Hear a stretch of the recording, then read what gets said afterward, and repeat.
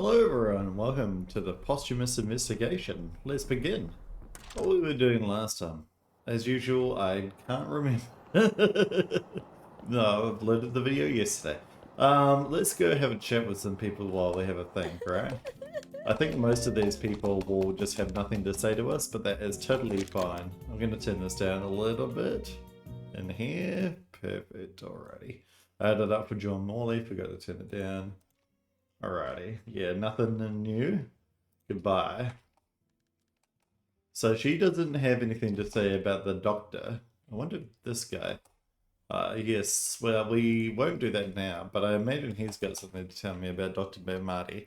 I don't know whether I've actually talked to him yet about the good old doctor, so that's definitely something that we can try. Who else? We got the Padre Cabral over here. We can try talking to him about the doctor as well, and about his past. I just saw that the doctor walked out, so let's go have a chat with the pharmacier now.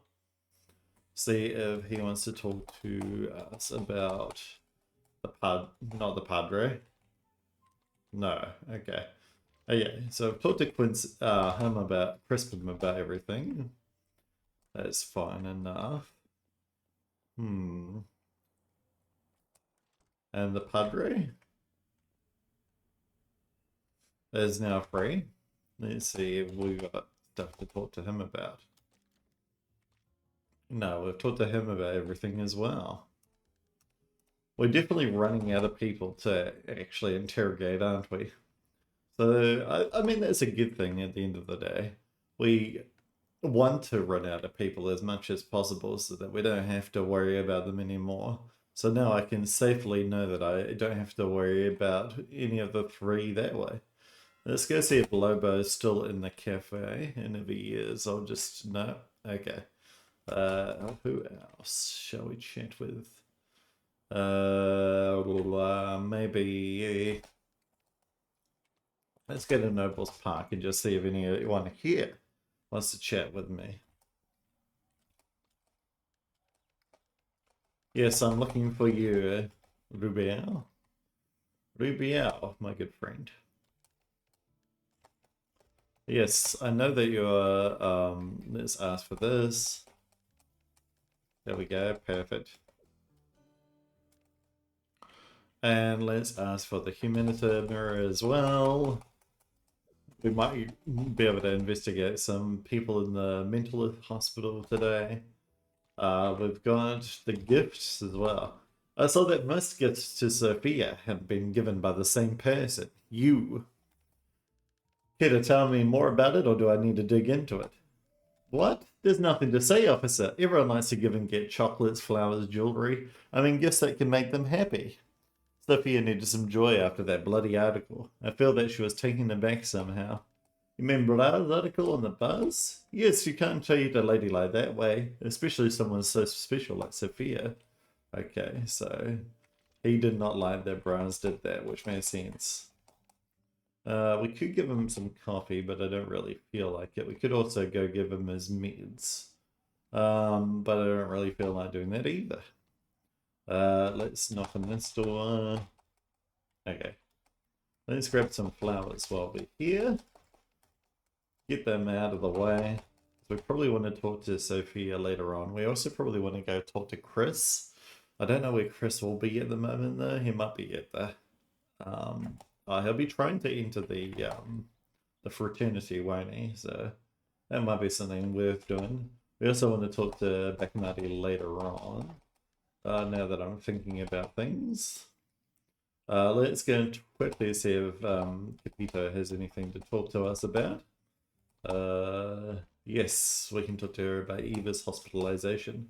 What? What's the hesitation of investigator? Why do I detect such tension coming from you? I don't know, Mrs. Capito. I was going to comment on the hospitalization order for Eva. It seems. Hospitalization order? How did that become public? Tell me the truth, investigator. If you had access to this information, it's because Beckmarty gave it to you.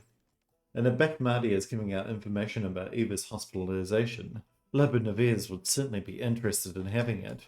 Precisely. But it's too late now, isn't it, investigator? I believe it is, Mrs. Capito. This is terrible. If Lobo got his claws on this record, Eva must have been sent to Casa Verde already. If I'd known about it, I could have done something to help her.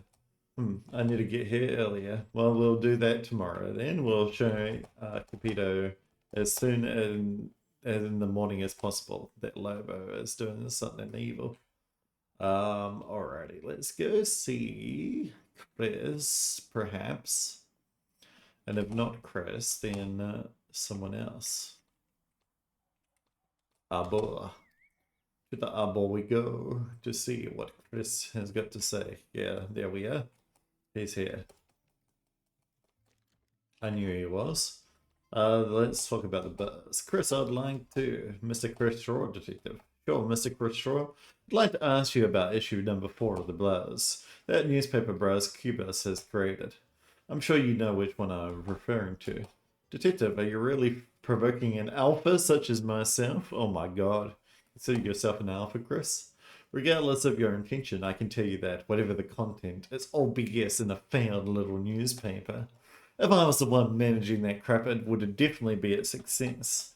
With all due respect, this issue is supposedly about your wife, Sophia Shaw.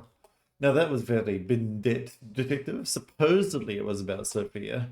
And since nothing has been proven, I don't have to lower myself to gossip. I have business to attend to, including with Bearz Cubas himself, isn't it? Obviously, if Bearz Cubas was capable of coming up with an idea that interested me, there'd be no reason to say no. Sophia not being happy about it isn't a good reason to let une bonne opportunité pass by.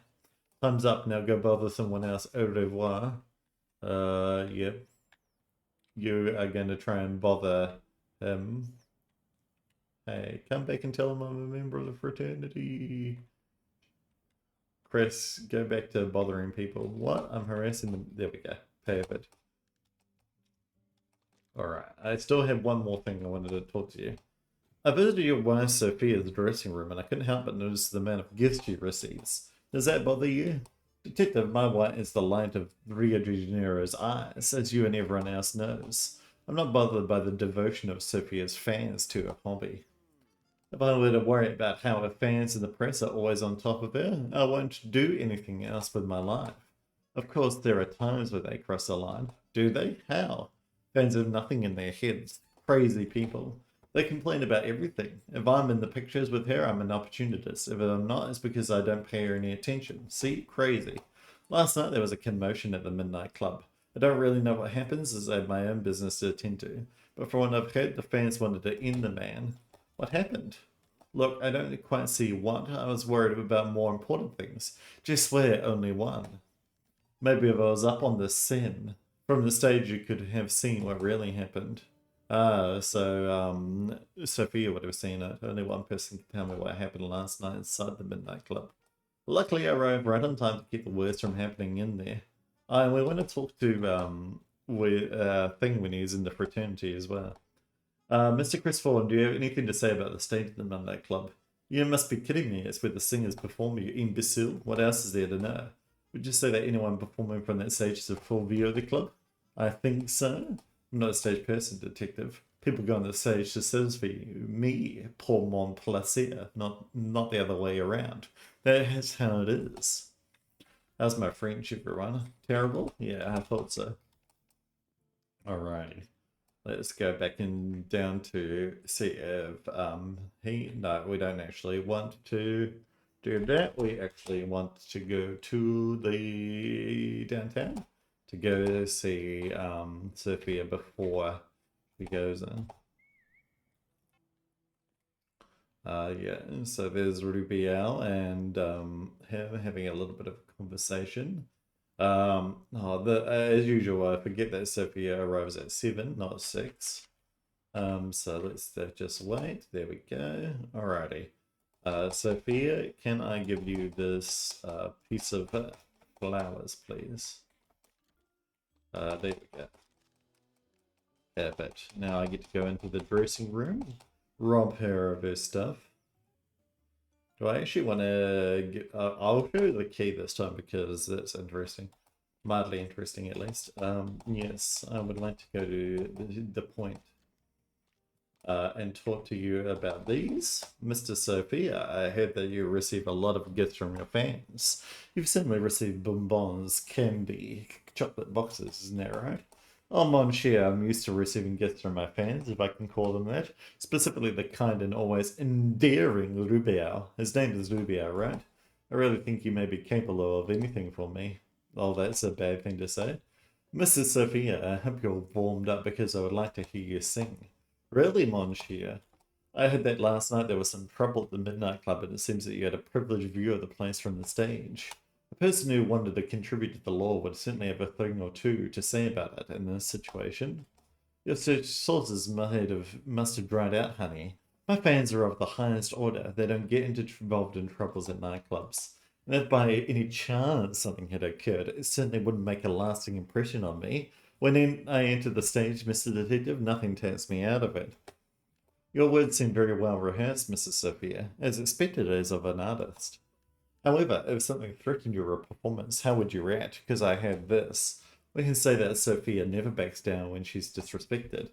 How demeaning, loose quotations and inquiries that don't go anywhere. Then again, what should I have expected from someone like you, a truculent henchman who saw his bras? Dang, don't say that. Henchman offends me, Mrs. Sophia. And speaking of offences, let's talk about your spat with my boss, as you put it. Did it start when he offended you in the 4th issue of the Buzz? Oh, please, Detective. Spat? What an old and wrong description. What I had with Bearz doesn't even deserve a footnote, much less a newspaper issue. Some people in this town try to impose what art is for them. They think their money makes their opinion more valuable than the others. Perhaps people like Cubas, in my opinion, are heading towards extinction. One of Bearz's many privileges was the audience he had in life, don't you agree? What do you think, what did you do when you got hold of the 4th issue of the Buzz? Do you remember? How did you handle Cubas's attacks? How I handled it? Why, what do you expect? It's enough to say that proper countermeasures were taken. And, as you certainly know, the newspaper, just like Bearz's progeny, was extinct. Proper countermeasures, I'm sure we're talking about Rubert, right? After all, his devotion to you is what ended the Buzz, isn't it? It was himself who said, someone needed to do something. No one offends Sophia and walks out unscathed. Mon cher, this dance with no music is boring me. What do you say we end this here? I'll even give you an autograph photo. What do you say, honey? End? But Miss Sophia, we're just starting. Maybe your fans are swayed by handwaves and crumbs of attention, but I'm different. Besides, isn't it usually you who receives gifts, treats from your dedicated audience?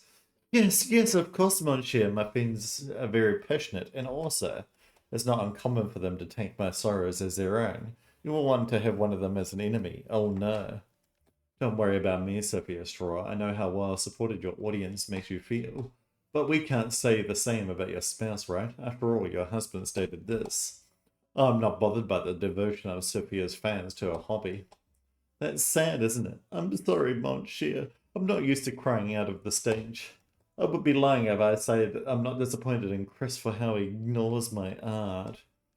But what depresses me the most is how he joined in with Bearz, who genuinely, expressly opposed me, and for what?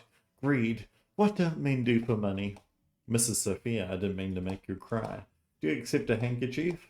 Keep your handkerchief to yourself, Detective. I'm not shedding a single tear for all of you again. You won't extinguish the light of my star. But I'll tell you something that may help you, Detective. Chris did something useful at least once by arranging to get Bearz kicked out of the club last night. Kicked out? For what reason? From the stage I could see that Bearz was causing problems at the bar, certainly outraged with my performance. Chris, in what must have been a lapse of reason, must have provoked my audience to antagonize that troublemaker. Antagonize? What would your fans be capable of, Mrs. Sophia? Would your followers have the courage to murder Bearz Cubas, the man who muffled the music in your life? If so, you may very well be linked to this crime. What my fans did or didn't do, Detective, is none of my business. If you're capable of proving one of them committed this act, I'll gladly take the blame. Good luck with that, mon cher. I have fame. When was the last time you've seen a famous person suffering the consequences of their actions, being them proven or not? Oh my god, this is too close to real life. We can't let this go on. However, I can confirm that my fans certainly knew of my distaste for Bearz. What can I do if someone did what was necessary to silence Bearz Cubas once and for all? The way you rallied your fans into feeling the same spite you felt towards Bearz Cubas resulted in his death. You may consider yourself queen in this town, Sophia Sroa, but you're crowned as soon as everyone finds out about your involvement with this crime. That's why you're under arrest. Oi, oi, can't you see that my cup is empty? One more. And now we present Sophia Straw. I can't believe it. Her 15 minutes of fame aren't over yet, are they? Good evening, bonsoir, ma chérie. It is always an honor for me to perform here in this warm club. Good evening for you, maybe. Right, little girl? Warm is the measurement of this place being stingy with the refrigeration. Let's get started. I'll start with a new song. I know you'll enjoy it. Oh no, girl, no one came here to listen to this type of modern nonsense, isn't it? My friend, huh? The Mysterious Diva was the good one. She knew what real music sounds like. Boo! We want the Mysterious Diva! Boo! I know where she is. I can go get her if you'd like. Blah. Ahem, security? Where's security? Chris, my dear, could you please sort out the commotion back there? I'm on it, my love. I'll sort it out. Oi, big men, could you be more youthful than just Wall for a change? Take this guy outside. Oh, look, it seems we have a troublemaker in our club. Standing ovation! Woo-wee! That's it, Sophia. Don't let it slide. Get him out of here. And if one of my fans were to do something to him, I wouldn't stop them, no. Let's play this song. La-dee-la-dee-la-dee-la-dee-da. La-dee-da-dee-doo-dee-da-dee-dee. Very well, we have a plot to conclude. Yes, Sophia Straw's plot. Yes, it makes sense, Detective. We'll be investigating Sophia Straw. Sooner or later, our line of questioning would arrive at Chris Straw. He commented on the gifts given to Sophia by her fans. And what did the greatest man in Rio de Janeiro's business have to say about this big devotion of his wife's fans? I'm not bothered by the devotion of Sophia's fans to her hobby. Oh yes, of course. Chris's statement is a blasé declaration of indifference, being true to his personality. Not very different from Chris's other attitudes concerning his career, and by extension, his own wife. A curious indifference that of Chris's when we remember that his wife is one of the city's most wanted women, for whatever reason. It always gets me thinking, the living aren't very good in valuing their wins and conquests. Isn't that so, Detective? I still remember Sophia, up there on the Midnight Club stage, dazzling as the star she is. But regardless, Chris's comment, aside from his lack of interest in his wife, hides something that is valuable to our case. Notice how he mentions the fans' devotion to our suspicious little singer.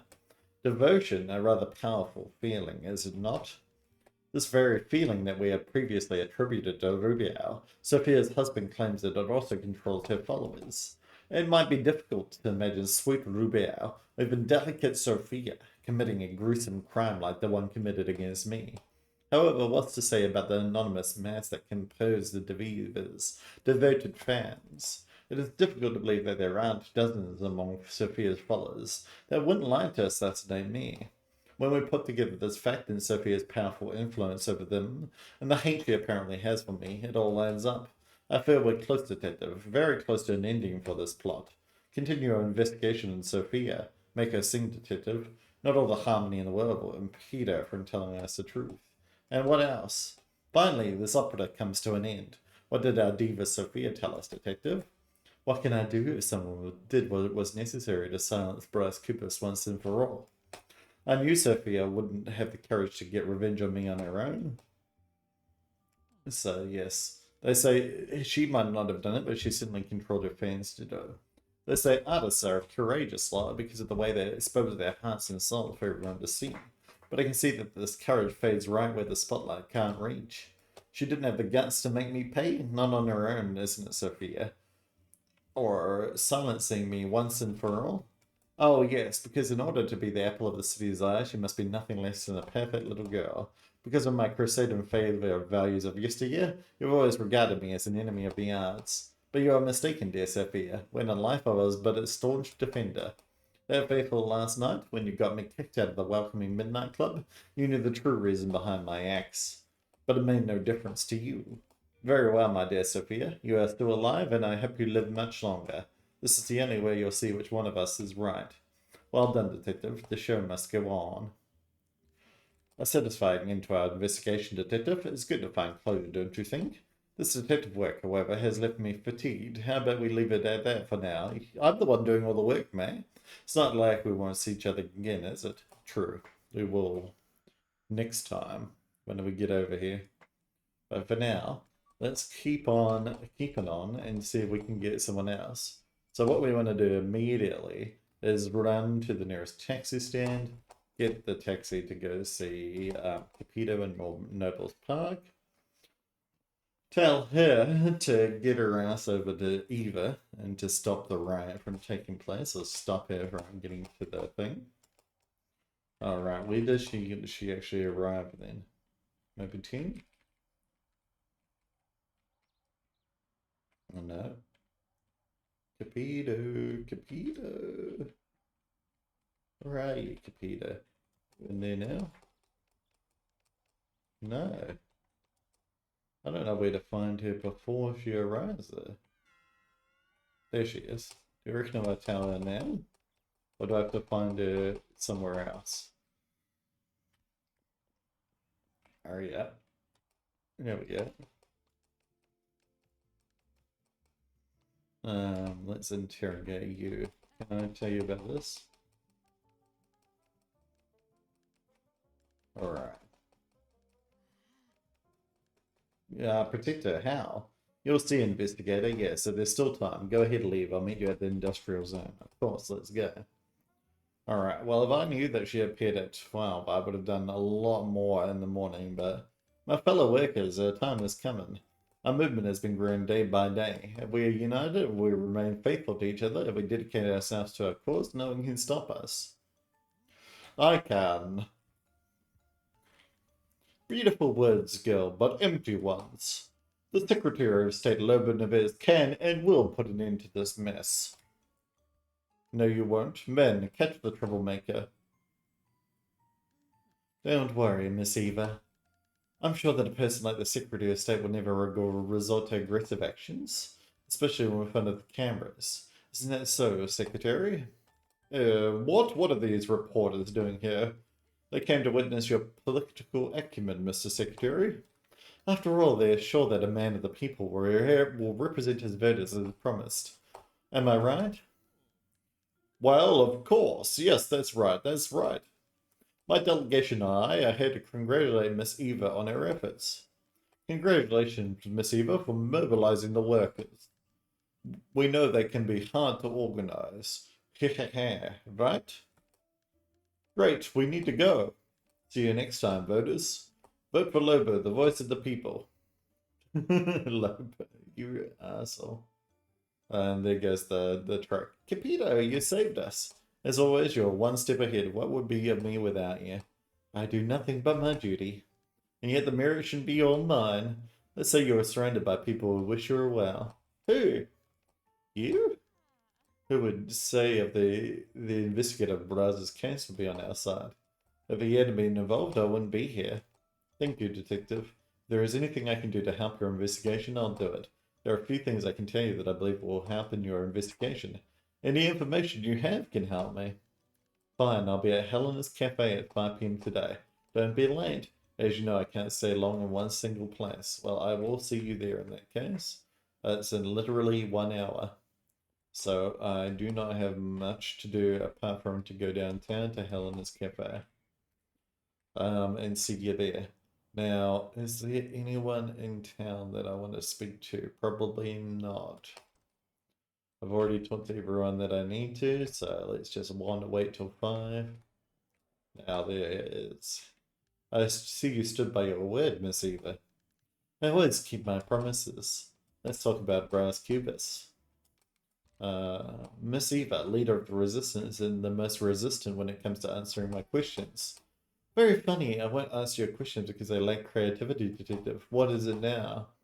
Sometimes the search for truth isn't very creative, Miss Eva, but this is my case, you see. The only truth Bearz ever cared for was the one that suited him. I see you truly believe in your work. You're a fool, but you're dedicated to your cause. Now tell me, Miss Eva, how dedicated are you to your cause? From what I hear, your opponents seem awfully nervous about your ideals. Loeb Neves, for instance, said the following about the leader of the workers' cause. Eva and her ideas are dangerous. Her only goal is to attack us. I wouldn't doubt that Bearz's death was a result of this. Scoundrel, coward, scumbag. Industrial block will not be dismantled. The workers will not have their purposes undermined. And would you say that the cause was undermined by Bearz's Cubas' staunch opposition? After all, I devoted an entire issue of the Bearz to it. Gullible, credulous, naive, are you really basing your investigation on Bearz's yellow journalism? He wanted to capture the attention of the unwary public, and even though he played dirty, he failed miserably. From what I hear, the issue didn't even sell.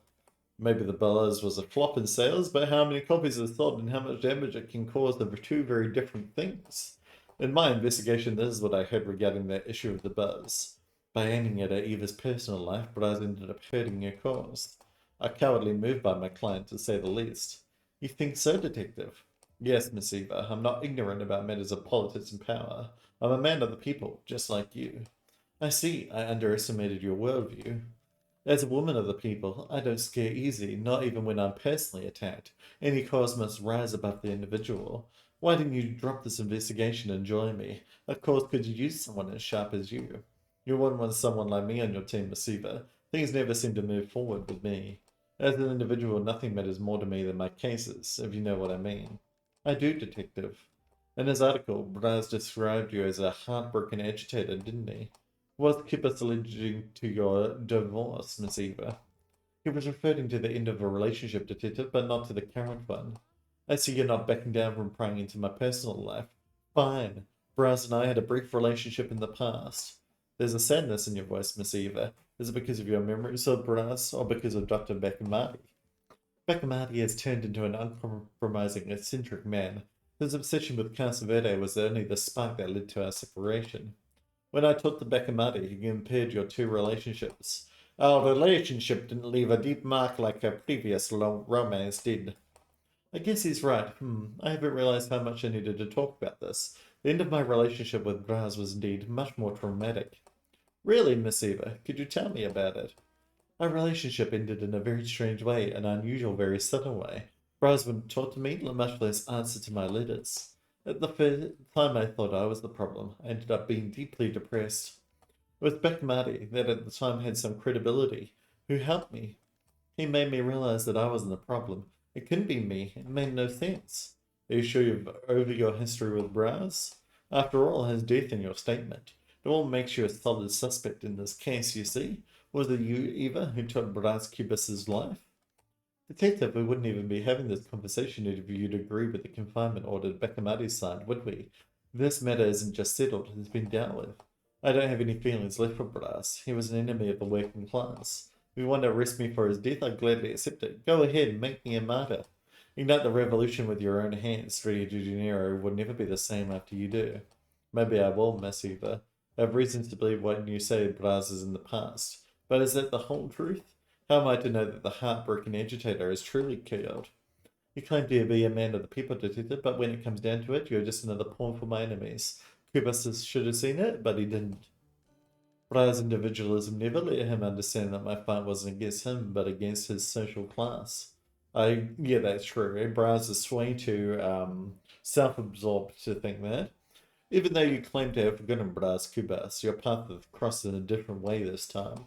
I don't disregard that you may have committed a crime of passion, not for Mr. Cubas, but for your cause. Therefore, power to the people, power to the people, power to... Hey, take a look, if it isn't Bearz Cubas. Let's see if he's as tough as here as he is behind that typewriter of his. Wait, don't push me. This tie alone is worth 6 months of your salary. Sneaking bourgeoisie. And since we don't care about what half a dozen good-for-nothing think of me. If you want to test that courage of yours, let's see if you can take 5 minutes of some honest punching. Ah, that will be my pleasure. Hey, stop there. I agree that attacking Bearz would bring me some momentary satisfaction, but we must focus on our main goal. Proceed with the strike. We can't deviate from our path, as tempting as it might be. Alright, Eva. You're in luck, fellow. You escaped a good punch in the face. And you, Miss Eva, calling your ducklings under your wings? That's why they'll never succeed. Beneath all the shouting and unruly violence, they're nothing more than little kids tugging at their mama's skirt. Don't listen to me. Him. Ignore the voice of the elite. All he wants is to weaken us, oppress us.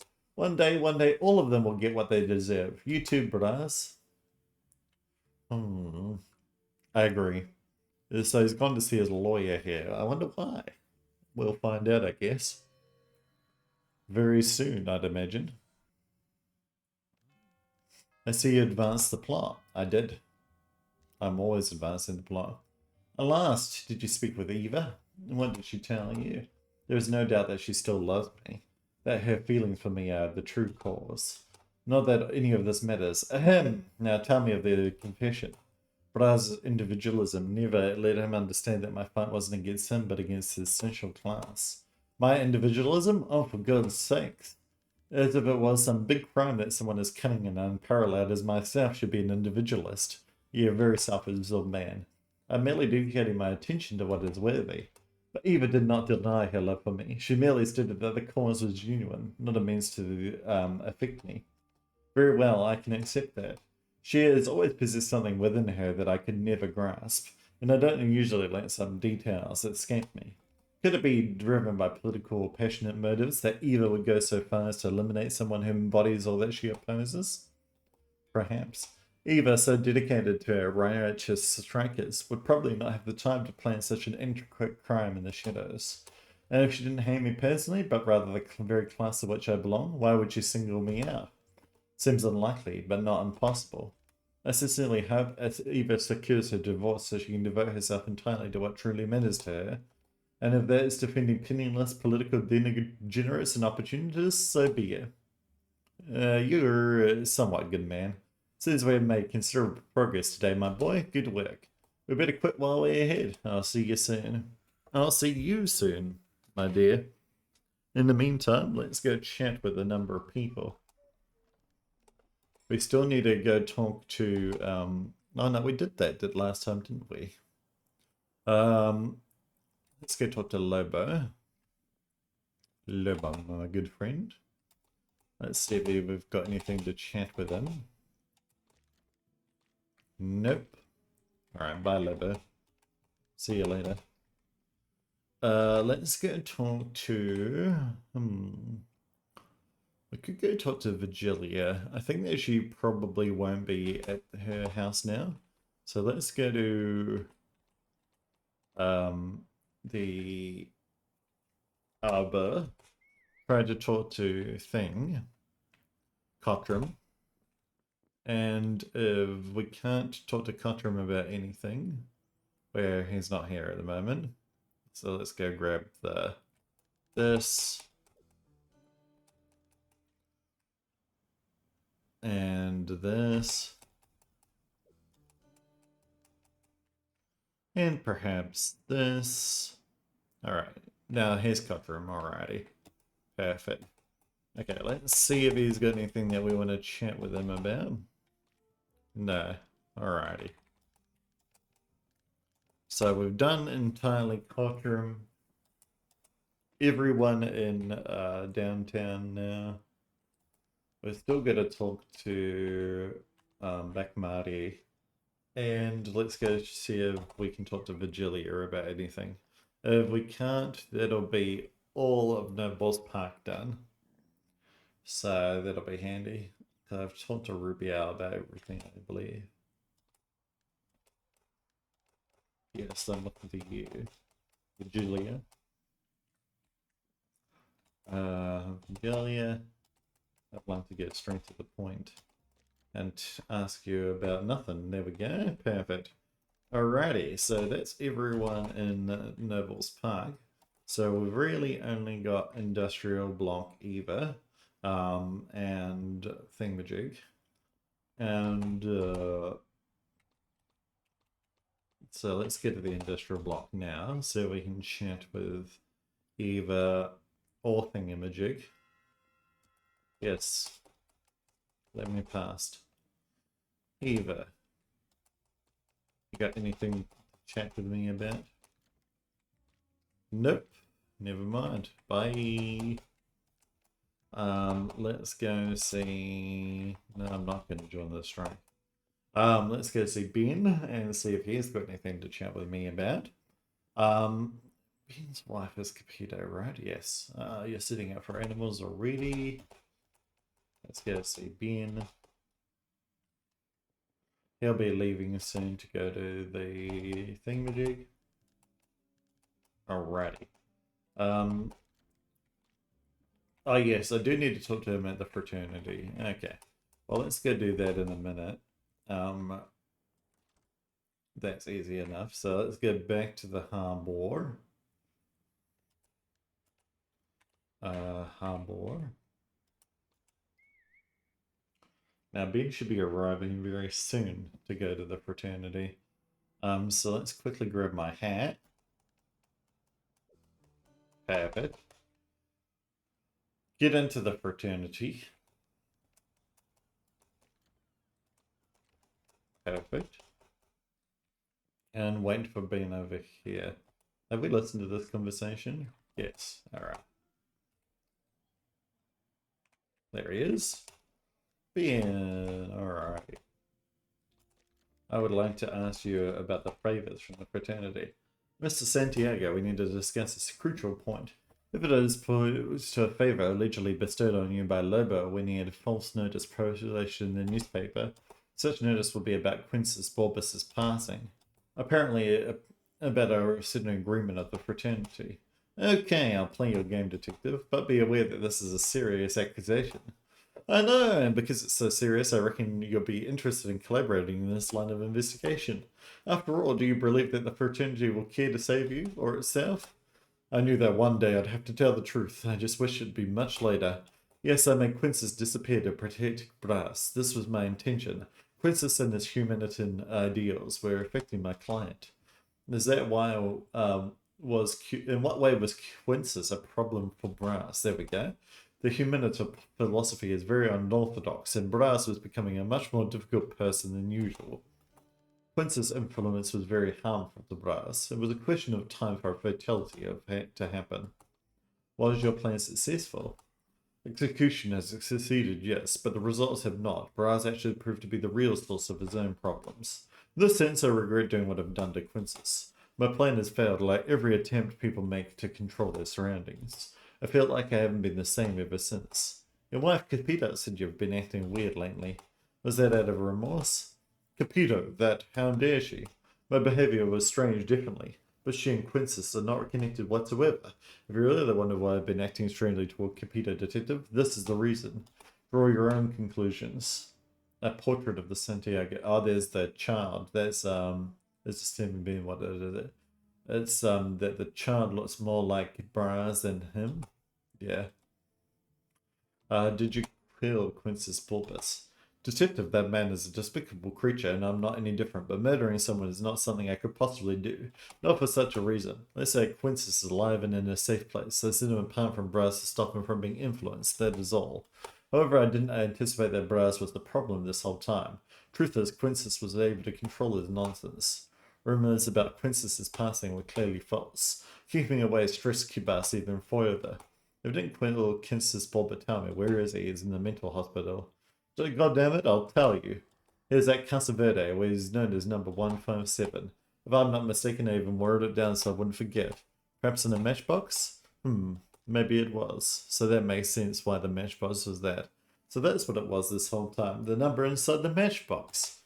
That was a long-running, thing. Let me ask you about this. I'd like to talk to you about your family, Mr. Santiago. The photograph shows your wife and son. I wonder. There's not much to say, detective. Photographs are chunks of time. Time of cruelty that devastates everything and covers the whole truth, sooner or later. Unless you have come to a conclusion based on the photograph, that is what it is. A photograph, just like any other. Well, I might come to a conclusion regarding it. I'll show it to your wife in a minute. But yeah, I also want to go speak to 157, but I probably need the humanist mirror for that. Let's go speak to Capito now. That might unlock her little ending point. But I'm not dead, Bearz is alive. Yeah, I know, I know. Knock on the door. Yeah. I'm here for you, Capito. Capito, do you want to tell me about this photo that I've got of you and your son? You seem very observant. What do you think of my family? I don't know you all well enough. Don't be serious. So you know my husband and you know me, and we have many photos of our child Ezekiel around the house. Considering what you saw, tell me this. Who do you think he takes after? I think he takes after you. Well, we all know that none of this is in fact relevant. Anyway, thank you for your opinion. I knew you wouldn't put yourself in this position unless you were comfortable in my presence. I usually do what I can to help in this kind of situation. Speaking of help, investigator, I need yours with a different situation. Something's not right with Theo, and I don't know what it is. Sometimes I feel like he's dying of jealousy of Ezekiel, our own son. But what makes you think so? First of all, I'm a mother, and we notice when something is wrong. Besides, Ben Theo insisted that our son should go to the same seminary where he spent his childhood. Ezekiel has always been an extroverted boy who liked mimicking our friends, making us laugh with his jokes, worried that the strictness of that place would turn him into someone he's not. Imagine having to deal with two Ben Santiago. Poor woman. Yeah, exactly. We don't want that. So, I wonder if we can chat with Magic about it. Rubio's gone insane, so we can't really ask him anything right now. Unfortunately. He won't answer, yeah. So let's leave here. I was going to grab the humanist mirror from him, but that's alright. I can do that tomorrow. Let's go to Casa Verde now. I reckon Backmarty will be here soon. Yeah. It's in my pocket, my friend. So 157 is here. Hello, sir. Can we do this? I have reason to believe I know who you are.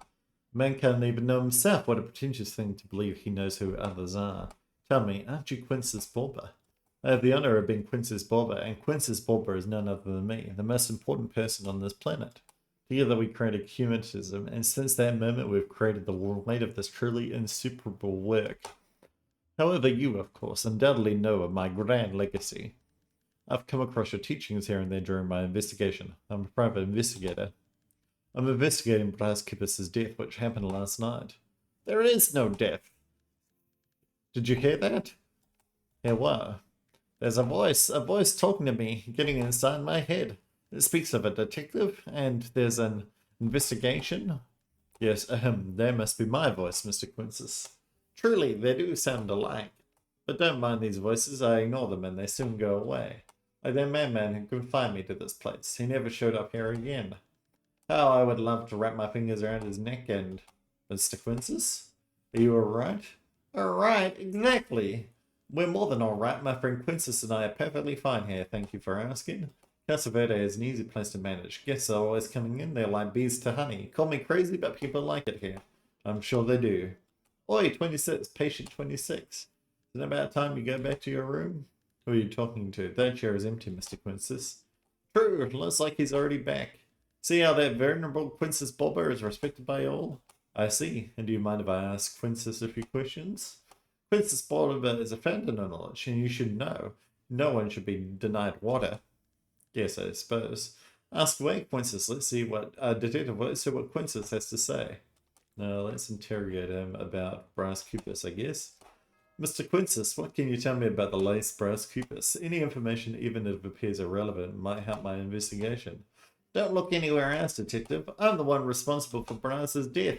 Fate had me be Bearz Cubas' executioner. Not just a wheel, a mere pawn, but a driving force capable of bringing down castles like a storm after a boiling hot day. Storms don't usually bring down castles, Mr. Quintus. Really? So you've never seen a sandcastle? Did you hear that, Quintus? Can you believe that? Huh? Well, I never. Mr. Quintus, how could you be the one responsible for Bearz's demise if you're confined to Casa Verde all this time? This question might not make sense for a patient at Casa Verde, but anyway, where were you last night? My boy, do you think I'm crazy? I've been shut off inside the walls of my fortress, and the siege seems to have no way out. Why doesn't that answer surprise me? See what's going on here, Quintus? I can see that the detective here is enjoying my situation, completely ignore that these walls are fragments of a mind distant from my own, one that has cut itself off from what was left of humanity. But believe me, we're the ones in this dungeon today, but tomorrow you could be the one being analysed and observed by this cold stare. Tomorrow? Me? I doubt it. Now, Quintus, tell me, if you never left here, why did you say you're responsible for Bearz Cubas's demise? Maybe I said that, or was it you, Quintus, huh? Could be an attempt to bring attention to other more urgent matters, maybe. Or I'm just another lunatic. You decide, my boy. Bearz can't dictate what a humaniter can or can't do. In fact, the humaniter is free and his power is beyond the prison he is confined to. Why would you kill Bearz? I thought you two were friends. Yes, we were great friends. We strengthened our friendship when Quintus became rich. He also enriched his philosophy in Bearz Cubas's eyes. However, fate will have it this way, that a humaniter will overcome the other. Really? And what does that mean? It means exactly what it means. Well, I never. Did you see this, Quintus? What was that, Quintus? Really? Quintus is saying that Bearz was a humaniter of the highest level, and when he began a dispute with the Doctor and the Grand Master, he knew what the consequences were and would suffer them with open arms. Alrighty, well, I'll change the subject. I also do not feel like talking to you at the moment. I want to talk to a more sane person. And I can talk to you any time of the day, although Beckamati is not here at the moment, so never mind. I am going to talk to you in that case. Though, you are very annoying. Quintus, what can you tell me about yourself, Quintus Borba? Wait, do you want to know more about me or Quintus? Make up your mind, boy. Aren't you one and the same? I wish I was the priest for the ultra-doctrinal philosophical sort of humanist knowledge. That's a long title. Unfortunately, titles for those who prove themselves worthy of them. You, my boy, don't seem to fit that description. You're just another careless, dubious one. Quintus is always eager to clarify the most complex questions of humankind. So tell me, what do you want to know? Do you really believe this humanism? A typical question for those who fear facing the truth, the one absolute truth. Quote from our group's primary book, page 222, paragraph 3. Oh, come on, there's nothing in there. Humanism is what drives men, their mission to win and demonstrate superiority. Wars are nothing but the humanitist system in action. And here we skip a line, careful not to fall, eh, boy? The losing nation is simply toppled by the victorious one, proving its worth as the true humaniter. There's no room for guilt or sorrow over the misery of others. Things are the way they are because the strong impose their will upon the weak. Fascinating, Mr. Quintus, I believe. If your investigation led you to us, it's because you were already on the path of humanism. Every path leads to Quintus. Really, is that true? Isn't it true that you had to abandon that babble about morals and ethics in your profession to get valuable information or clues? Hey, I'm a proper person. You don't have to explain yourself. Quintus tells me he sees the humaniter fire in your eyes. Actually, that might be my glaucoma. How do I escape this time loop? Miss Quintus, you're a wise man with a wide knowledge of the occult. Maybe you can help me. I find myself in a very strange situation. I'm trapped in a time loop. I keep living the same day over and over. How can I break this curse? What are you saying, my boy? Did you hear that, Quintus, huh? Did you? The boy clearly is not in his right mind. Huh, that's it, Quintus. I thought you could clarify the most complex questions of humankind. Yes, but, well, you see... Nowadays, everyone tells me they're stuck in the time loop, as though it is in fashion. And furthermore, you're not authorized to that sort of information. What's your level in order? Which step are you on the staircase? Staircase? What? My office building has many steps, but... Precisely, my boy, precisely. Only humanitars are standing on the 17th step are ready to learn the truth to access that sort of information. Is that right, Quintus? Really? Okay. How do I get to the 17th step?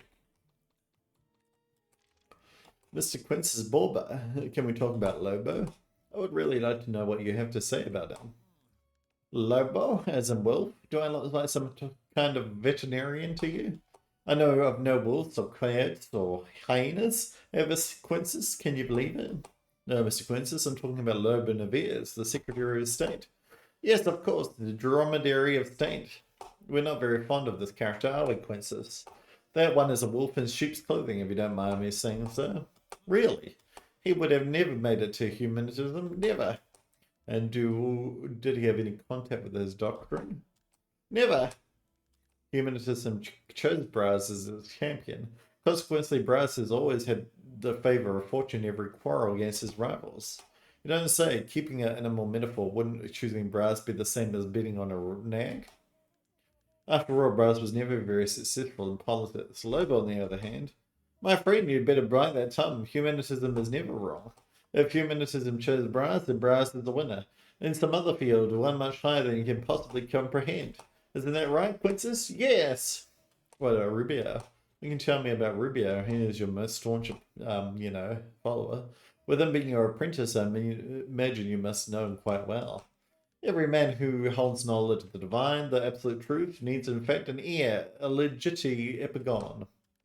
A defender of his legacy. Isn't that right, Quintus? Ah, yes, that's it. Epigene. And to you, this person will be Rubio? Rubio? Why are you talking about Rubio? Don't say rubbish, my friend. Do you see how fast your vehicle was going? Vehicle? Vehicle? I thought we were talking about Rubio. Anyway, Rubio is not the defender of my legacy. The chosen one was, of course, Quintus Pauper. Rubio may have had the knowledge of being a pupil of the Grand Master and a day-to-day companion. And see, even with all that, the precepts of the humanist doctrine never got into his thick head. Why didn't Rubio become a humanist? My friend, you seem slower than the others. Wait a minute, I'll get my blackboard. Assistant! Assistant! Get my board, please. What assistant? What, Quintus? Oh, that's right. They won't let me use the blackboard ever since the accident in 1876. Yes, of course. But, son, don't feel bad if you can't keep up. After all, what became of the wise if every subordinate creature was awakened beyond average, am I right? But that would never happen, not to everyone. Yes, of course, not to everyone, no. Only a few men are capable of collapsing a ground to the greatness of the universe, and they will know that it belongs to them. The rest won't get very far. Take Rubio, for example. Such men won't even scratch the heaven of knowledge. And why didn't you leave your heritage to Rubio? And why did the dog? After all, he was your great pupil. But what would be the logic in that, if it is his Quintus Borba who's named after me? Quintus Borba, the dog? But it's an animal. Animal for animal. Rubio is one too. And Quintus Borba, the dog, is much more than a dog. He's the container of the human dynasty. While we do indeed live in a dog-eat-dog world. That's true. Hopefully, Quintus is not eating any other dogs. Then we talk about Dr. Macamati, Mr. Quintus. Oh yes, Macamati, my right arm. He's a very diligent employee. I'm delighted to have him in my team. He may be a little stubborn sometimes, but we men of knowledge can be like that sometimes, right, Quintus? Your employee? What are you talking about? If you don't know, who am I to tell you? Wait, I'm Quintus, or at least, anyway, sir, I promise I'll help you understand. Oh, really? And what is it like being the boss of someone like him? It's a pleasure to manage someone qualified. There's no one more prepared than Bacamati for this role. Although I must confess, as Bacamati's bad half, Quintus here just told me he's been acquiring medicine of dubious quality. If a clever investigator or detective looks into this, they'll definitely find something. If you know any, you can let them know. Well, hopefully me. I'm not very qualified though, am I? What can you tell me about Ben, the lawyer? Me? I can't tell you anything. What about you, Quintus? Huh? What? Okay, sure. Quintus told me he never liked Ben, but he doesn't quite know why. Quintus said so, did he? Yes, what was that, Quintus? Oh, Quintus said maybe it was his humanity instinct, womaning him or something. Quintus said he had managed to tend to with him, and that he won't let his attack on the humanist slide. What do you mean, Mr. Quintus? An attack on humanists? Ben is an excellent lawyer, my boy, and a good lawyer is like a sword without a knife, and will serve the first one to put their hands on it. Yesterday it was revealed to me that he was the one truly responsible for my confinement. Quintus and I are here on his account. But why would Ben do that? What does he gain from Bayer? Irrelevant, I don't care about his intentions. It's enough that I know where he's hiding. As soon as we leave this place, Quintus, we kill him. You're gonna kill Ben. A portrait of the Santiago family. Mr. Quintus is one missing piece in Ben's puzzle. He revealed to me that the reason for his torment was in his own family's photograph. Maybe Bearz told you something? Finally, you're realizing the power of a humanity, as if Bearz had Ben's main ability, the gift of gossip. Well, that's not really it. Young man, Bennett always showed himself to be a tormented creature, especially being outshone by a bastion of humanitism like Bearz was. What about the gossip? Silence, I wasn't done. His discomfort with Bearz's presence in his life was evidence, and I'll tell you one thing. Ben locked me up to attack humanism, and he would have killed Bearz for the same purpose. What about the goss? Oh, damn you too. If you haven't deciphered the meaning regarding Ben's torment, I recommend you go back to the Cubas manor and look into Bearz's eyes to find the truth. Well, I have done that. During my investigations, I had access to a journalistic registry that may be shocking to you, Mr. Quintus. Did you know that an obituary was written for Quintus Bulba? An obituary for Quintus? What a sad report. We humanists understand that life and death are two sides of the same coin, but even so, such news have a peculiar way of affecting us. I think I understand. I mean, finding out about your own death would be terrible. Quintus was a dear friend, a lifelong companion. I was given that name precisely so he could live on, carrying the legacy of the greatest humaniter who'd ever lived. Rest in peace, my dear dog. No, wait. Quintus the dog is alive and well as far as I know. I mean, your obituary. What? My obituary? How is that even possible? My dear Quintus, can you begin to believe this? Huh? What did you say? That's exactly it. A stupidity. How can you say something like this when Quintus and I are standing right in front of you, very much alive? Oh, forget it. There are too many Quintuses here. That's true. Mr. Quintus, I've learned about a handcrafted wooden sculpture. Was it by any chance yours? Well, I've been told that the patients at Casa Verde show their emotions through art. Can you tell me what the sculpture represents? Receiving transmission, frequency 27.7 megahertz. The world is moved by interest. Pay attention. It is of general knowledge that the interests of the most powerful ones are equal to their power. These interests, when well observed, are of evil nature, because those deprived of any kind of power were robbed of the most essential one, the power over one's own self. Hear me out, listeners. To the people in this situation, the smallest form of expression, such as a mere wooden sculpture, turns out to be a gesture of power, a revolutionary act of humanity. And this humanity, listeners, for those perched at the top of their pyramids, seems inaccessible, unreachable, untouched. Mr. Quintus, I'm not quite following your train of thought. Where are you going with this? Ah, the impatience of the young ones. The impatient one's answers? Well, the impatient shall have them. Listen closely, learn these words by heart, and keep them with you. He threw her to the wolves in exchange for his most beloved position. What does that mean? Control yourself, young man. Be very careful when learning a part of it by the whole. Take this, it will help you understand another part, which will help you get to another part, and then another. And then, who knows, you might understand the whole. Don't get too far to use it. What does it give me? I sense it will open something I'm not supposed to. A lockpick. Ah, that's handy. I'll use it in a minute. But tell me the Bible of humanism.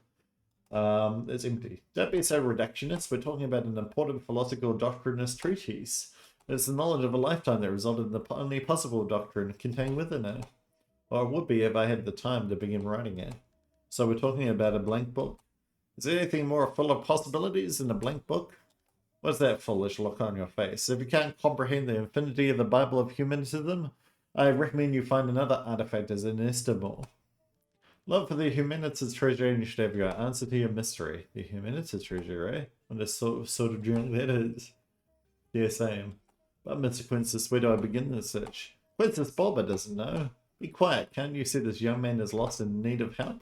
My boy, if this is related to Bearz, then go ask him. But he's dead, Quintus. He has to ask someone close to him. Can you please make up your mind? Maybe one of Bearz's secret affairs? It's a romantic Quintus. Quiet, you'll confuse the boy.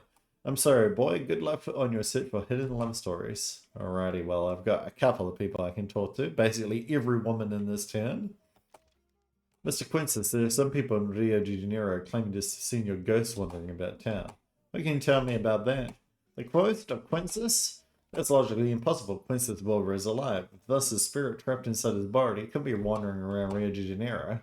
Hence, it couldn't have been seen by anyone in Rio de Janeiro. Thus, the ghost of Quintus has never been seen. This is another typical case of Rottenbogs. Rottenbogs? Yeah, it's a word I invested for when a detective says something stupid. It's a mathematical term. And how does your logic explain this? Rubio said he saw Quintus wandering downtown. Poor Rubio, I mean, not so poor now, but impressionable he may still be. He must have been frightened by the brightness of the lights within the pharmacy in Quintus's face. That was it. The lights in the pharmacy. The rays of light projected onto Quintus's face must have caused some awful effect. So Quintus was really there? I mean, yeah, Rubio believes he only saw Quintus in his dream, but apparently that was not the case, was it? Oh, on that, Quintus and I cannot say anything, my boy. After all, Rubio may have in fact dreamed of me that night. Maybe you're a dream of mine and I'm a dream of yours. Have you thought about that? If I wake up, you'll go puff! And lights? Did you mean Crispin was at the pharmacy? That miserable man won't stop lying. If you want to follow this rabbit down his hole, I'll give you something valuable. There were 2 people at the pharmacy that night, and one of them seemed important. Rabbit hole? Yes. We're getting information from people that I think we've already found information out about. Crazy. Good though. Mr. Quintus, what can you tell me about the newspaper, The Buzz? My young man Quintus and I don't have time for that sort of cheap editorial nonsense. Seriously. A self-respecting humanity only trusts the information contained in the official books of our belief. The Buzz was a newspaper created by Bearz Cubas. Cubas used it as a means to criticize his opponents with his opinions presented as articles. Brilliant, definitely brilliant. I'm sure the Buzz was a great publication. Only a humanitor would think of something so impressive. Impressive as how malleable the humanitor mind can be. And about these lights within the pharmacy, Mr. Quintus, what can you tell me? A bright light in the dark will attract many insects, detective. From an insignificant beetle that has made its own way to a dying fly, mistaking that very light for the one at the end of the tunnel. Or perhaps a know-it-all arachnid weaving its web, waiting for its next unsuspecting victim. Not sure I follow, Mr. Quintus. I thought we were going to talk about the lights within the pharmacy and not discuss wildlife trivia. Quintus Borba cannot make it any clearer. It's impossible. Yes, I agree. It is terribly impossible. Well, I need to see you in the morning, I guess, to grab the lockpick to enter that room. That is fine. But we've got a lot of stuff that we need to discuss with Bearz, so let's go do that. Bearz, I've got a lot for you. More information, Detective. Fresh clues for Breen's file. I can't wait to see who helped you advance this case for this time. Oh, this old man. Don't believe a word he says, eh? And what did he say? Something useful? Ben's coldness while solving the problems created by Bearz was terrifyingly admirable. Nothing I didn't already know. Counting on Lobo and nothing is the same thing. We've motives to suspect him. Let's review what we know about Lobo's relationship with Ben. I know you're good at studying from the beginning, Detective, so this shouldn't be hard. It all started when I rightly wrote in the first issue of The Buzz, those truths about Lobo Neves. Clearly, the also respectable Secretary of State didn't take kindly to the mere expose of this arbitrary nature. Lobo filed a lawsuit against me, and this is what connects Ben to the both of us. Ben was my defense lawyer. However, there is much more dirt under this rug called Rio de Janeiro. For what you discovered, Lobo proved how low he is when you wrote Quintus's obituary. He even confessed to have written the obituary as a favour to the fraternity. So shameless, admitting the obituary he wrote was completely forged. There is, however, something that surprises me. To whom this favour was done for, right? Lobo told us he did this favour for Ben, but why? What could Ben be beckoning for with Lobo, behind my back? Very strange, don't you think, Detective? First, Capito says her husband seemed more preoccupied than usual. Now we're uncovering some mysterious alliances between my right arm and my mortal enemy. Besides, what Lobo envies the most in Ben is a coldness. A useful trait for an assassin, or at the very least in those interested in conspiring against another's murder. Continue your snooping, Detective. I might not know Ben as well as I thought. Of course, proceed. Quintus. Who would have thought, if few know that he's still alive? And he has something to say about Ben, but what could it be? Ben locked me up to attack humanitism, and he would have killed Bearz for the same purpose. That's exactly it, Detective. Ben is the one responsible for Quintus's disappearance. That's the favour Ben negotiated with Lobo, thanks to the fraternity.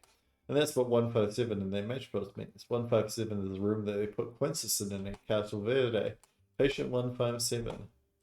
According to Quintus, Ben locked him up as an attack on humanitism. This desire led to my murder. A strong accusation from Quintus, Detective, don't you agree? We begin with Capito's slight suspicion on Ben, which evolved to an exchange of favours with my rival, who complimented Ben's coldness. And now we learn that Ben was capable of imprisoning a humanity companion and conspiring against us. Seems that there's no turning back. We must uncover once and for all whether it was Ben who killed me or not.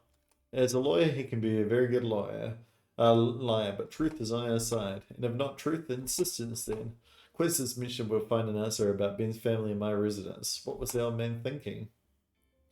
We can. Keep up the pace, leave nothing unchecked. We're close, I can feel it. Let's see. Well, we can have a look at behind Bearz' eyes. New statement for Quintus Bulbus's file? What did you uncover now, Detective? If it wasn't enough that I'm turning my own grave, you're making Quintus do the same. I hope you're at peace with your conscience. And the information comes from Ben this time? Very well, let's see what this shameless being that used humanism against me has to say about the greatest humanism that ever exists. Quintus' influence was very harmful to Bearz. It was a question of time for fatality to happen. Let us analyze Ben's words. The first sentence is one we already know, the same one as we heard in court, but the second one digs up something of true value. Bear with me, Detective. In fact, at this juncture, we're practically the same person, aren't we?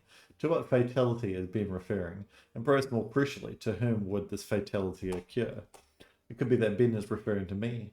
It could be that he's referring to Quintus, with the two of us gone. Huh? What? What do you mean by that? Quintus is not dead? How did you come by that information? I didn't think you'll get so far. I'm impressed.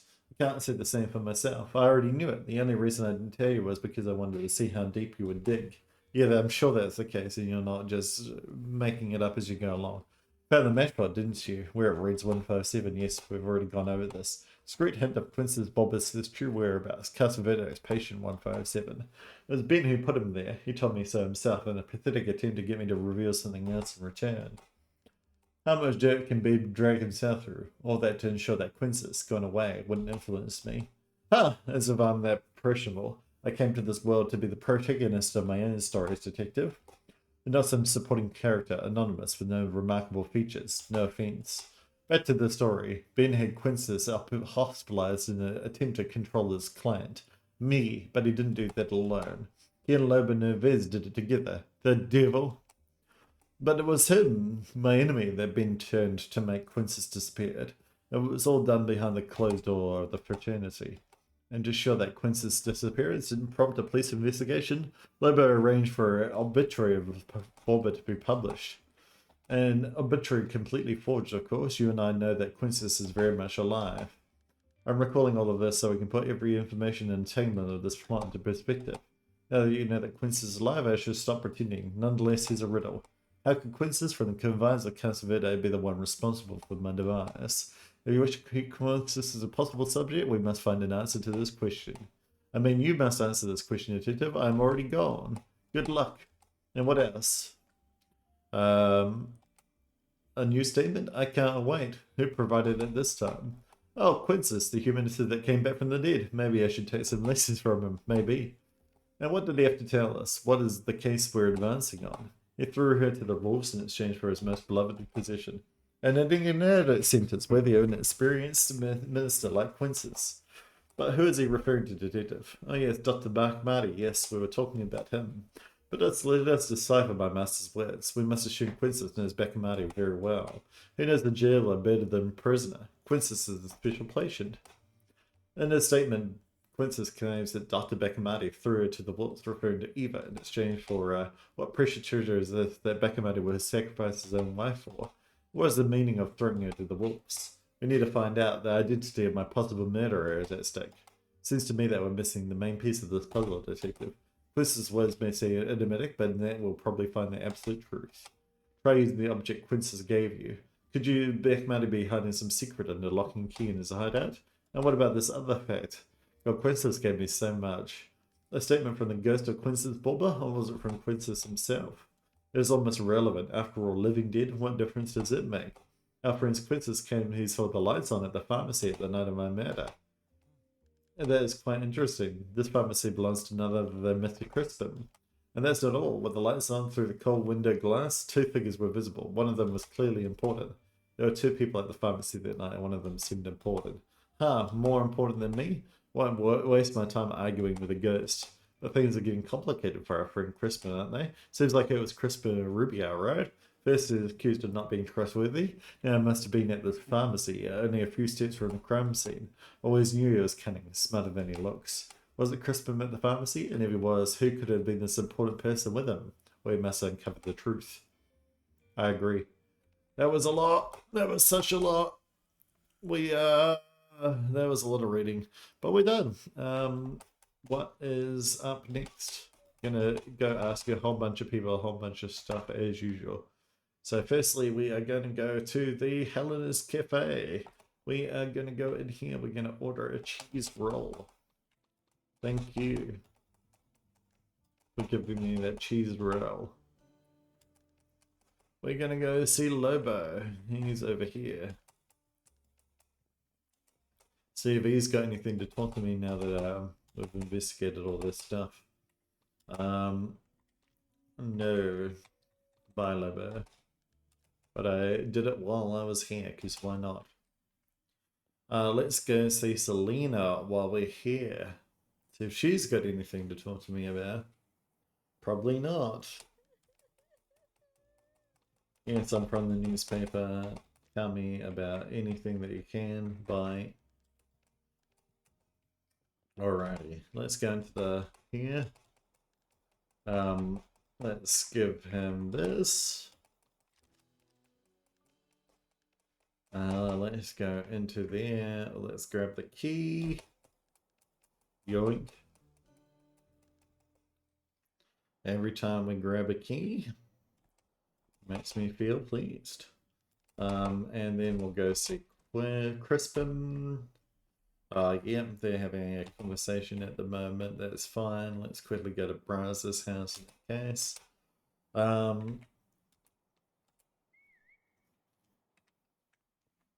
Go grab this. Try to open with the key. Let's go have a look behind Bearz's eyes. Those eyes once again. Quince has told me that the answer for Ben's torment could be found here. Let's see. What does he mean? Looks like a happy family or not. Ben looks at his son with some kind of resentment. Maybe it's another sign of jealousy of his wife. Oh, wait. That boy reminds me of someone. Yes, it's Quince's. My goodness, he looks very much like Bearz Cubas. So this is Ben's fixed idea. Yes. This is what torments Ben's familiar's mind so much. Yes. I should better weigh up my assumptions. Let's see what Ben has to weigh. Well, let's not do that yet. We've got a lot to do. Let's quickly grab a taxi. No, taxis are only this way in this town. Always run the opposite way of your taxi service. Let's go to the Casa Verde outskirts. Go see Mr. Princess Boba. He'll probably be here in a minute. If he's not already. Princess, I need your light thingamajig. So I need to interrogate you. What was it about? This gives me the item. Yep. Yep. Yep. I know. Thank you. Thank you. Perfect. Brilliant. Brilliant. Okay. Thank you. Perfect. Thank you. And then let me run over to this door. The medicine cupboard.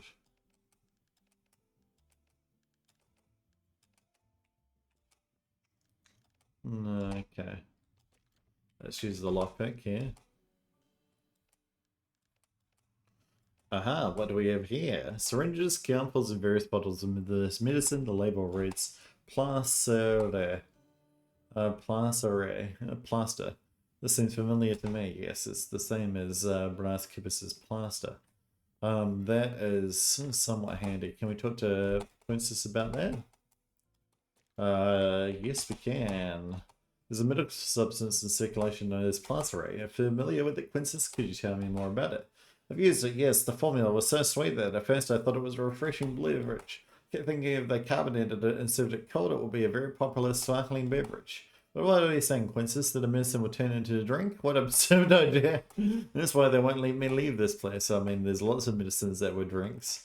Fanta, Dr. Pepper, a lot of them. Basically all of them. Coca-Cola, I think. Alrighty. Where is... now we want to go to see Crispin for 2 reasons. So let's go see him now. He should be done talking to Bakamade. Alright, Crispin. Tell me about this, the pharmacy lights. Mr. Crispin, some reports indicate that your pharmacy was open on the night of the crime, and it was stated that you were talking to someone else and that you could be seen through the window. What preposterous reports! I'm a very busy man, lad. I can't waste my time talking to all my customers. Whoever said that is either trying to hide their real involvement with said crime, or worse, is completely bonkers. Right, so he thinks that Crispin is completely bonkers. There is another person that we need to ask about that, Rubio, because he saw Crispin through the lights. So yeah, we can also quickly go talk to Padre, see if he's got anything to say now, about Ben's family. There's a bloody confession going on as usual. Ben will be at or nearing the thing now. Plus, I don't really want to go see him. Let's go talk to the woman and see if they can tell me about what's his name, Bearz, and his secret.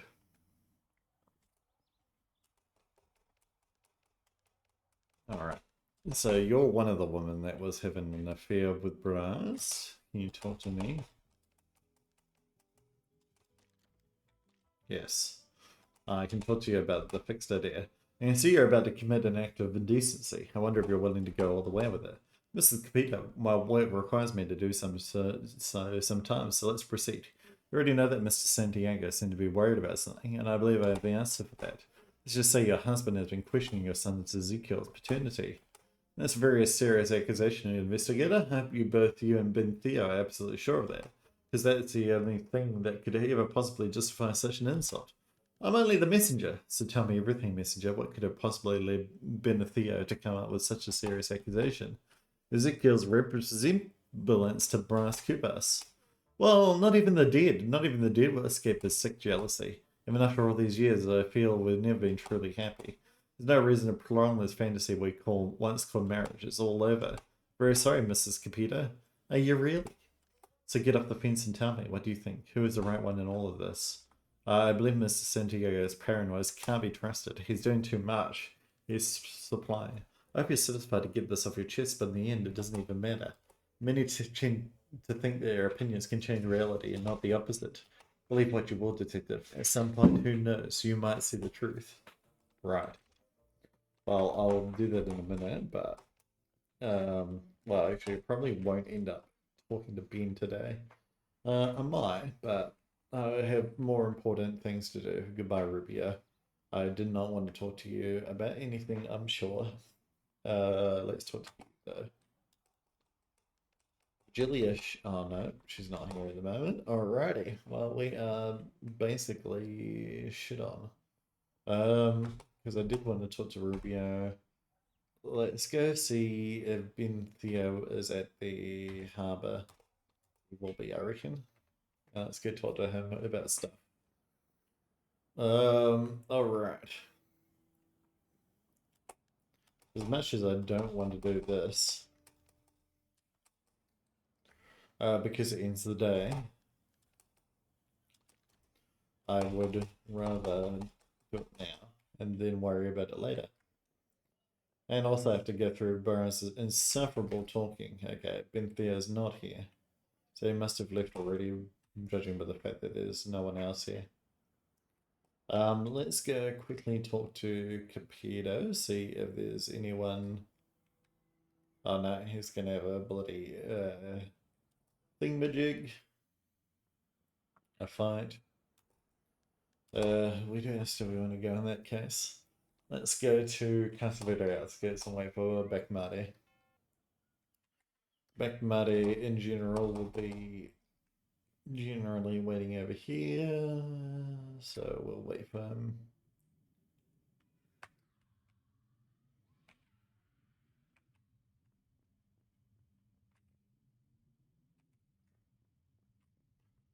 Backmarty, where are you at the moment, my good friend? Usually he's here by now. Well, let's just end the day in that case and bye. Then let's go talk to a whole bunch of people. So we wanted, oh, we forgot to talk to bloody Eva. Though Eva would have probably been locked up by then. So we'll talk to Eva first thing in the morning, I reckon. About what's his name? Bearz. Let's talk to Eva about Bearz.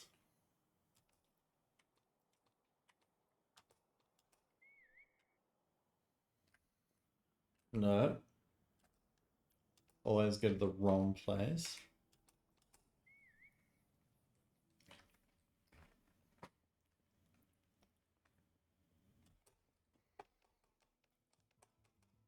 Alright.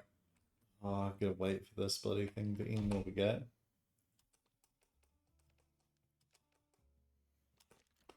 Alright. Nope. Okay. He won't talk to me either. Okay. No, I'm not going to join the strike. I've already done it once. I don't want to get locked up again. I've done it. I got the achievement. Where is... Let's go to... the Conservative. No. Let's go to the bus park. Rebel will be in the house now. Let's go talk to Virgilia as well. Yes, I'm here to talk to you about Bearz. Tell me all about Bearz, my good friend. Alright, let's interrogate you and ask you about the good old... Oh, there we go. Miss Neves, this may seem strange, but I would like to know about a treasure. Do you know something by any chance, or did Bearz comment about it? A treasure? How curious. You never mentioned anything like that. Yeah, I knew this would take me nowhere. Wait, I don't know of a house, but I saw him yesterday carrying a box covered in sand. Maybe he had unburied it? At that time, I thought that they were cigars, but he had stopped smoking. What direction did Bearz go with this box? Well, from what I remember, he took it to his home, so there's a cigar box in his house. Great, thank you for the information, Mrs. Neves. Well, that is handy. Alrighty. Bye. Let's go. We've got a lot to do if we want to get in Bearz's house. It's probably better to do that tomorrow, to be honest. Let's go talk to this guy, Rubio, while we're here. And let's go. No, okay, we've got nothing to talk to you about, even though we've talked to your boss this entire time. Okay. Let's go grab a taxi to see.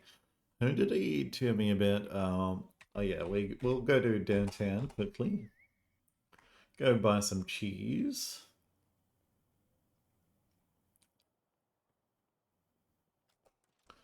Perfect.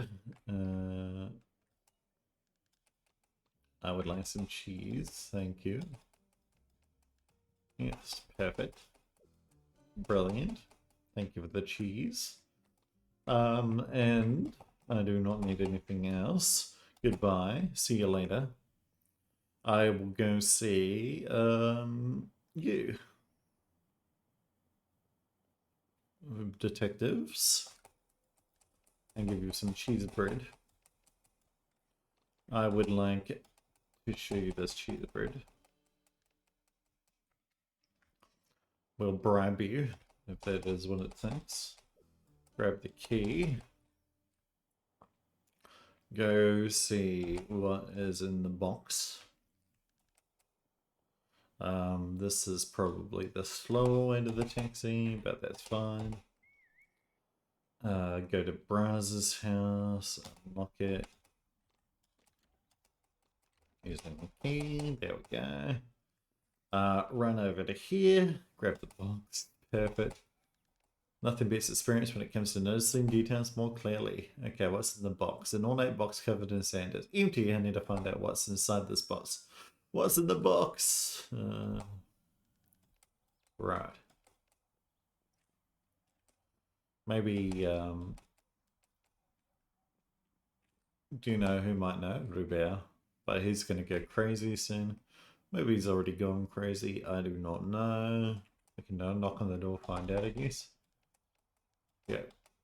Oh no, it's not. He's not gone crazy. Bearz, do you know what's in this box?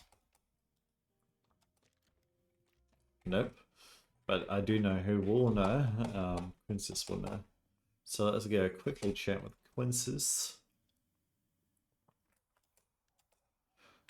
Quinces is here. Delivery from Mr. Strong. Thank you.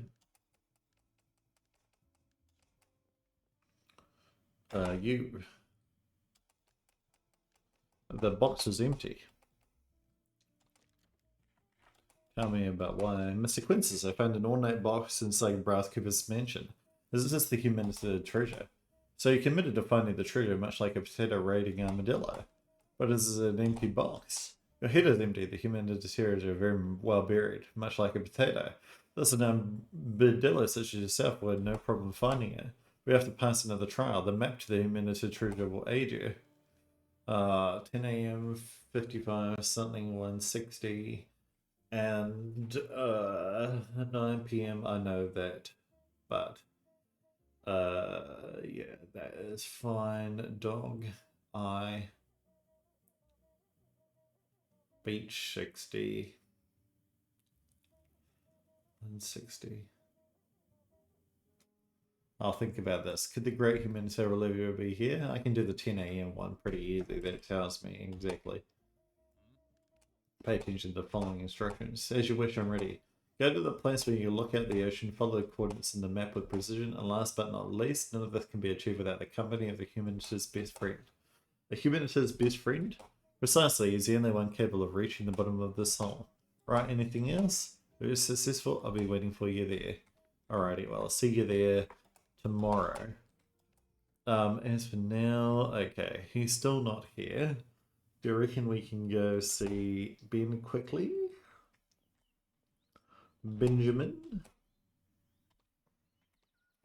Because Ben will probably give me information about someone else, I'm guessing. Maybe. He probably is at the harbour at this point. They might not be. We can go find out, I guess. If not, this is a huge waste of time. Yes, he's no longer here. I know, because of the harassing the members line. Let's get to the industrial block. Go see if he's in his office. Okay, no. We'll probably do that tomorrow in that case. But now, let's go to the conservator wait. Let's get some wait for the doctor. Okay, so Lobo just left, so that means the doctor is here. Oh no, that means Eva's here. Alright.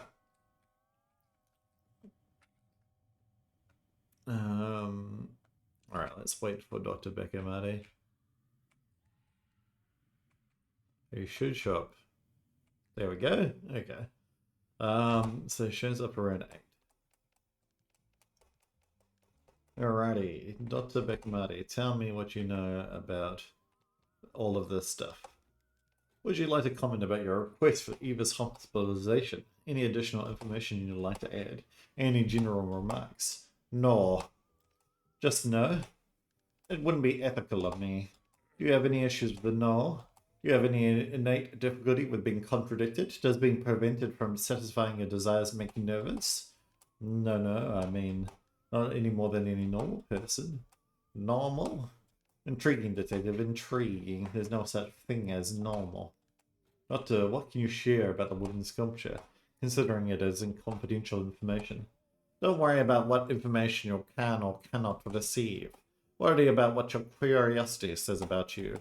About me? About you and also the statue. Isn't it surprising how the subconscious of someone deep in their daydreams tried to communicate in such a rudimentary way? I don't know for sure. Fascinating. Dr. Beckmarty, were you downtown last night? Yes. I was with the pharmacist as usual. I was negotiating a new lot of medicines for Casa Verde. Thank you, Doctor. Based on that, you have the habit of asking extremely obvious questions, Detective. Such trait belongs to manipulative or dissimulative personalities. Such personalities find themselves frequently asking the obvious with the goal of testing the people around them. Do you consider yourself to be a dissimulative person? Yes, evidently. No one truly dissimulated would say something like that. Continuing, I was with the pharmacist. If you need any confirmation, see my schedule. Okay, so we can put that to Crispum now. Thank you, Doctor.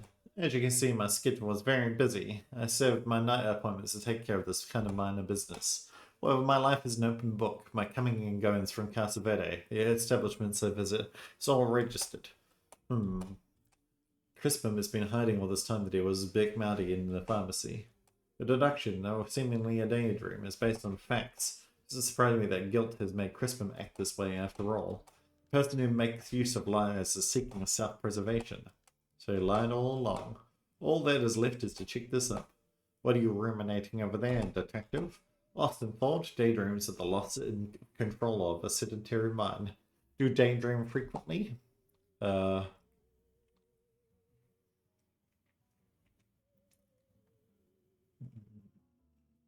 Yes, it's part of my job. At least it was sincerity, however, a strained disguise of virtue. Being said nowadays is having abandoned all sense of danger and self-preservation. I can't in great conscience let someone vulnerable like this leave Casa Verde security lock this man up. God damn it. God damn it. Crispum, you asshole. Not Crispum. But at least I get some information about Crispum, I suppose. We can go... Yes. You wouldn't be completely wrong, but yeah. I have got progress for you. Just one. Oh, the words of a man of science are indeed a balm. Economical, precise words. It must have been hard to distract them with from him. Anyway, here we are. What did he say about that rich Crispin? The person who makes use of lies is seeking self-preservation. Why would he say that, detective? To what self-preservation could he be referring to? Maybe the only lie here is the fact that Crispin claimed he wasn't at this pharmacy at the night of the crime. Yes, this certainly fits the other information the Beckmarty provided us with, as thorough as any evidence can be. But Beckmarty is obsessed with planning and registering every single one of his moves in his schedule. And Beckmarty wrote in his itinerary that he was at Crispin's pharmacy. That basically wraps up his lie. If it is registered in Beckmarty's schedule that he was with Crispin at the pharmacy, it means Crispin lied about not being there. The circle is closing in on you, my dear snake oil dealer. Just a little longer. We now know that it was Crispin and Beckmarty at the pharmacy at the night of the crime. We must push the old man a little further. Yes, we will, but we will do that next time on the Posthumous investigation. Thank you so much for watching. If you enjoyed, make sure to like, comment, or subscribe. And in the meantime, I will see you in the next one. See you!